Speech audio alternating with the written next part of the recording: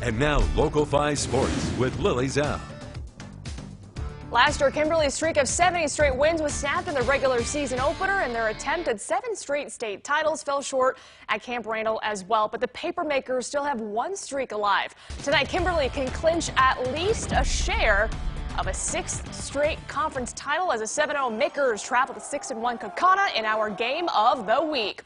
Papermakers up 7-0 already in the first when Alec Martzold takes the handoff, breaks a tackle, turns on the afterburners, sprinting 78 yards to the house, 14-zip Papermakers.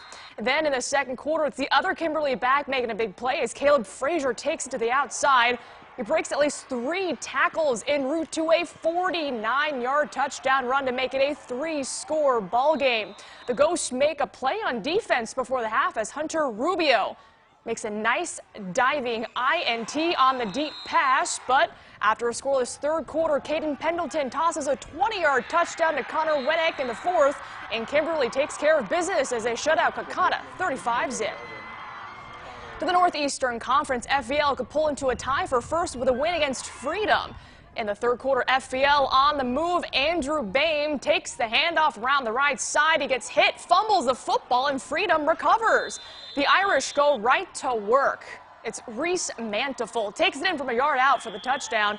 Freedom still trails by 2, but how about this? In the third quarter, Reeve Lambrecht rolls out, pitches it to John Verhassel, and he goes in for the 7-yard touchdown. Freedom holds on to win it 20-17.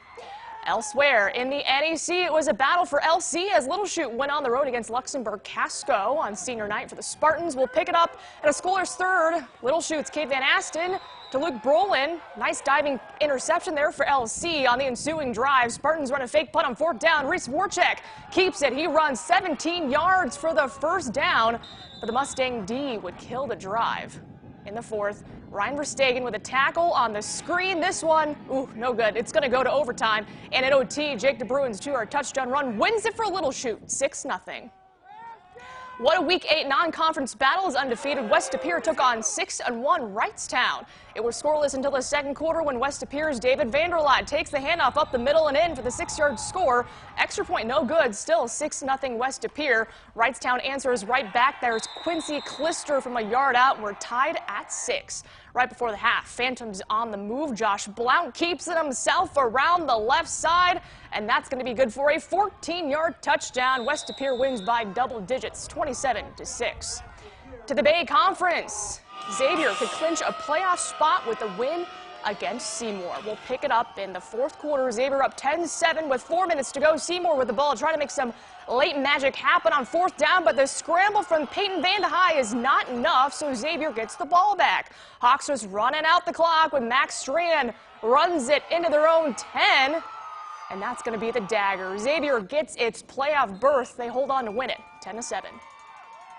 To the FRCC, second-ranked Bayport going for a 35th consecutive conference victory, taking on Sheboygan South.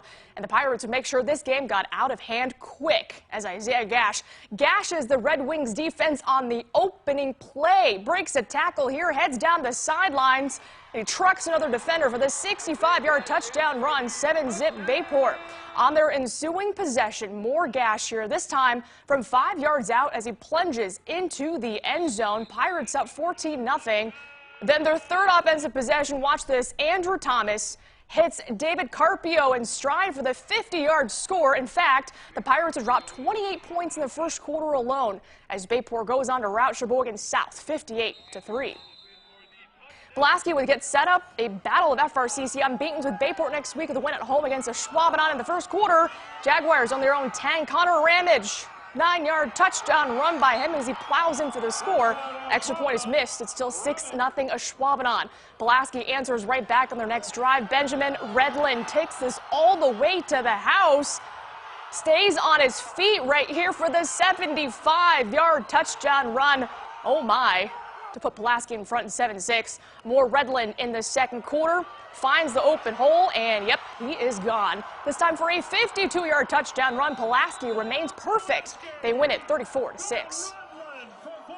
The Eastern Wisconsin Conference top-ranked KIEL looking to improve to 8-0 against New Holstein. Raiders getting right to work on the opening kick. Nathan Plouts finds a hole and busts loose up the middle. He's gone for the 90-yard score, and just like that, KIEL led by 7 points. Then after a 3-and-out, more special teams action for the Raiders. This time it's Hunter Scherenbrock. He gets to the outside. Down the sidelines he goes for another KIEL touchdown. Raiders by 13. Now they finally get the offense on the field here. Alexander Kleinens with a nice cut. He's gone for the 12-yard touchdown. KIEL dominates New Holstein 40-0. Also 6-1 Chilton battled 5-2 Brillion in a game played on KIEL's home turf. Brillion hanging around thanks to their defense right before halftime, with Chilton driving the lines, come up with a big stop on 4th down, and they take a 6-zip lead into the break. But Chilton's offense comes to life in the second half. Gavin Lizaway follows his blockers at the 7-yard score to put the Tigers in front. Brillion with a chance for another 4th down, stop a little later, but this time Tyler Meyer rolls out, finds Ryan Brockle for the 20-yard touchdown, and Chilton earns the win tonight. Final score 28-6. And finally in the MONLPC, Kewanee looking to stay perfect in conference play against Kaukauna. In the first quarter, Storm quarterback Ryan Carmichael, short toss to Jack Severin. He does the rest, 21 yards for the first down. On the same drive here, Carmichael with a screen to Max Hanrahan. There he goes, 44 yards here for the touchdown. The Storm take the early lead 7-0. Then on the first play of the second quarter, Carmichael to Jason Selner. He is gone. 45 yards on that score, and Kewanee remains undefeated. They win big, 43-8.